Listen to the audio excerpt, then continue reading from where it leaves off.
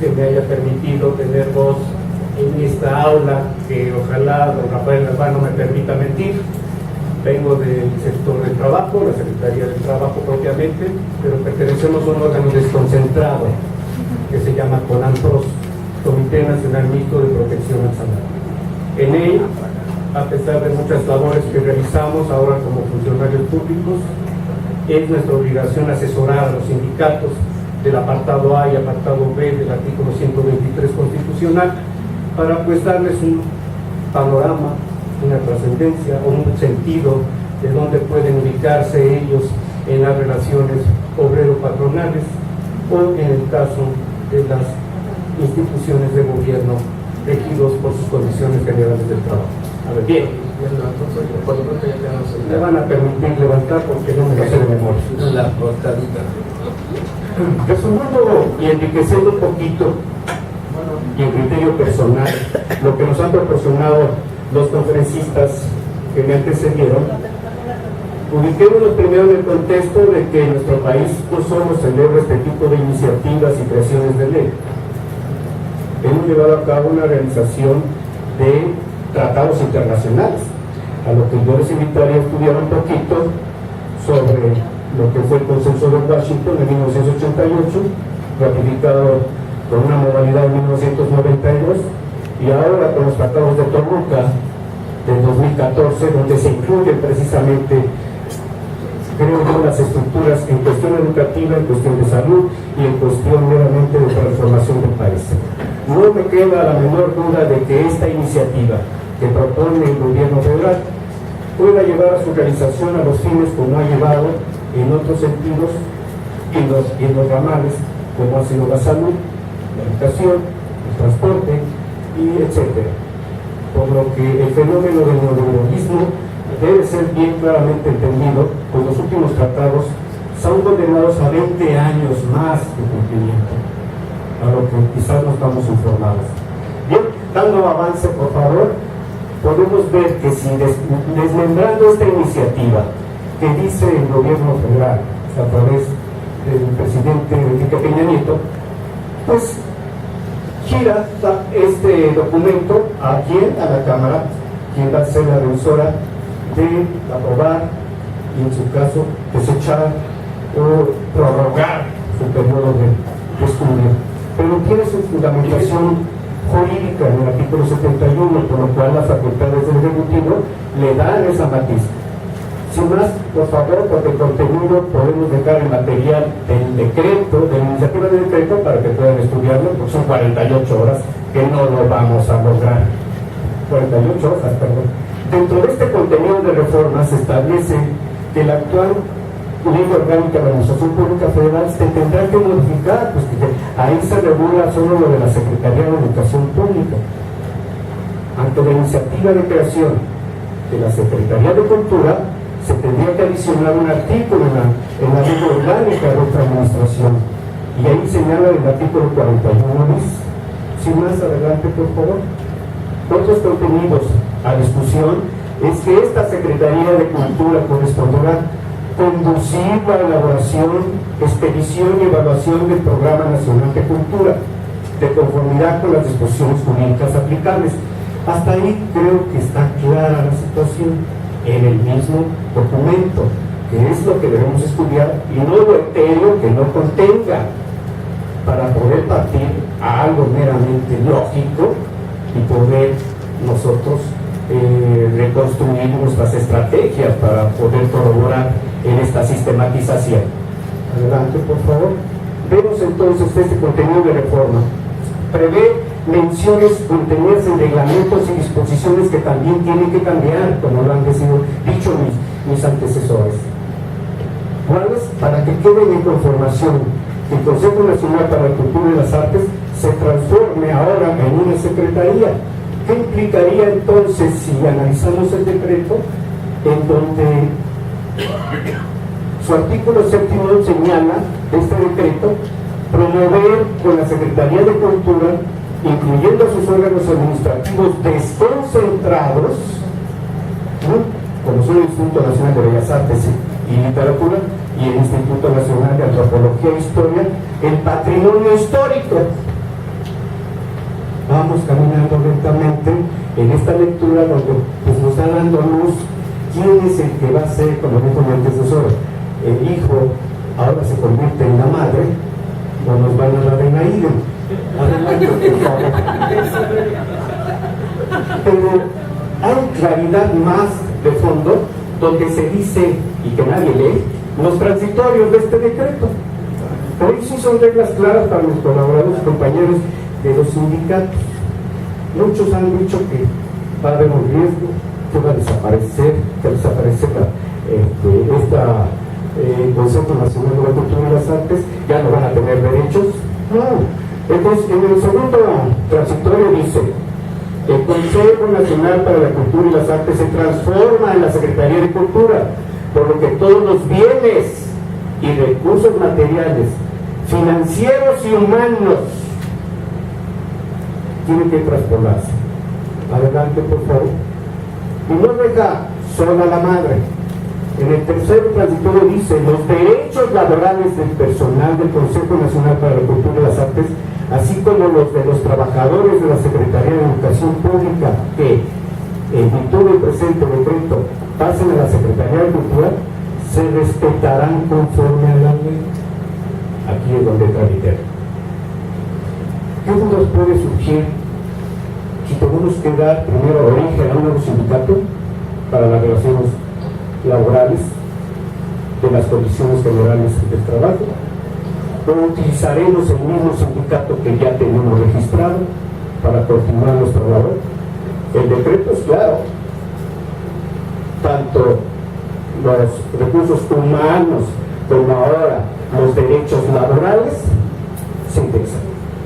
Si partimos de esta premisa semántica, creo que no hay duda solamente en discutir qué camino va a tener que tomar los sindicatos que existen actualmente en estas tres dependencias que todavía no existe la Secretaría de Cultura, si tienen que cambiar, si tienen que innovarse o si tienen que crear uno nuevo. Vamos a ver qué podemos hacer. No somos magos, pero ya aún en el recinto charro que se llama el Congreso del Trabajo, damos luz. ¿Sí? El cuarto transitorio dice: los órganos administrativos desconcentrados, como son el Instituto Nacional de Antropología e Historia, el Instituto Nacional de Bellas Artes y Literatura, continuarán rigiéndose por sus respectivas leyes. ¿Qué hay que cambiar ahí? Nada. O sea que aquellos que decían también antecesora, los que se originaron hace años, ahora vienen siendo los hijos putativos, pues ellos se regirán por lo que tienen. Ellos no tienen que cambiar nada. Más adelante veremos cómo se van a ir alineándose con el nuevo representante secretario de la institución de la llamada Secretaría de Cultura. Partiendo entonces en este orden jerárquico, nosotros tenemos que desmembrarlo para poder condicionar la ruta, el camino que es más apropiado a los sindicatos respetar. Hay una ley, primero, que es la Constitución Política de los Estados Unidos Mexicanos. El artículo 123 sacramentalmente dice la diferencia de los trabajadores que prestan sus servicios en el apartado A, o sea, las empresas, y los trabajadores al servicio del Estado en su apartado B. No hay duda, ¿verdad? Luego entonces eso no se transgrede. Los trabajadores, en su fracción décima del 123 dice: los trabajadores tendrán el derecho de asociarse para la defensa de sus intereses comunes. Pero vamos a partir de que yo ya tengo nombre. Yo vengo de una Secretaría de Educación Pública y mantengo un nombre como sindicato. Mi criterio personal y consejo es: pues no tienes más que cambiar de acta de nacimiento, no de estructura. Si tú ya naciste, tú ya tienes condiciones reguladas, y si el decreto ha manifestado que tienes el derecho y se conservarán esos derechos laborales, no tienen por qué originar otro conflicto que yo sepa. En estricto apego a lo que se me ha manifestado hasta este momento. Ahora bien, adelante, por favor. Otra, la fracción 12 del mismo 123 constitucional. Los conflictos individuales, colectivos o intersindicales serán sometidos a un Tribunal Federal de Conciliación y Arbitraje. Ojo, no a la Secretaría del Trabajo. Entonces, ustedes recuerden que la culpa pues está debido a un sindicato seccionado, regulado por la SEP. Es así. Luego entonces, pues vamos a dándole nombre a esto para si, ¿quién fue primero, el huevo o la gallina? Me preguntaba mi maestro Daniel Márquez Muro en la universidad. Estudiado de la lógica decía, pues el que estuvo en potencia, el que fue posible que existiera. Y acá nosotros ya tenemos existencia, quiero referirme. Como sindicato tenemos ya toda una estructura, unos estatutos y unos agremiados. Por lo tanto, están registrados. No único que hay que cambiar su nombre. Sin embargo, ¿cuál es la autoridad a la que debo de tocar para que me siga respetando mis derechos? Yo digo que mientras no se dé inicio de existencia de la propia Secretaría de Cultura, no podemos tocar a nadie. Nuestra madre seguirá siendo la SEP. ¿Estás de acuerdo? Cuando ya exista esta Secretaría de Cultura, ahí sí de inmediato, no sé, aquí al vapor, una asamblea, tendrán que dirimir con sus agremiados qué nombre le van a poner a la madre y meter estos documentos ¿a dónde? En el Tribunal Federal de Conciliación y Arbitraje. Para eso se lleva toda una metodología. A mí no me llamaron para decirles cómo. Esto causa morales, obviamente. Pero no es cierto. Adelante, por favor. Obviamente que tenemos que respetar que aún con el decreto, si llegara a promulgarse, publicarse y dar el conocimiento de partida de esta Secretaría, debe respetar también una ley orgánica de la Administración, donde se deberá de indexar a la Secretaría de Cultura, entre otras muchas más que hay del gobierno, para poder caminar. Bien, adelante, por favor. Sí que sé que es un maratón, Eduardo, pero por más que quisiera hablar más, rápido no se puede. El fenómeno que viene el Tribunal Federal de Conciliación y Arbitraje también tiene una normatividad de quehaceres. Pero hay también personas que tienen esos quehaceres, y la que debe tutelar nuestros derechos como los trabajadores al servicio del Estado es un pleno del tribunal. En lo particular, por favor, adelante, hay un secretario, ¿sí? El secretario general de acuerdos, a quien le debemos, a ese sí, después de crear la secretaría, tocarle para que me diga, yo ya tengo un nuevo nombre, son mis nuevos miembros, como dijo el decreto, no van a echar a la calle a nadie, en serio no lo creo, digo, ya, tomando en consideración que el presupuesto es base cero, la secretaria de Hacienda Videgaray, se ha contemplado que eso, para 2016, 162,000 plazas que se van a cancelar, si no lo sabes.